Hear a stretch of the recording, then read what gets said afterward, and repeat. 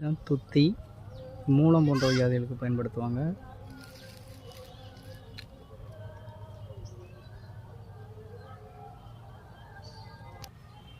இப்போ வெயில் காலம் அப்படிங்கிறனால இந்த மாதிரி இருக்குது. மழை காலத்தில் ரொம்ப செழிப்பாக வளரும். இதில் வந்து காய் இந்த மாதிரி தான் இருக்கும். மஞ்சள் நிறத்தில் பூ பூக்கும்.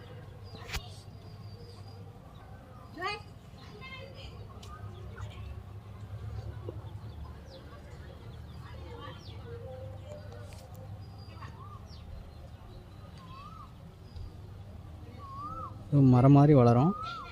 ரொம்ப பெருசாக போகாது, ஓரளவுக்கு.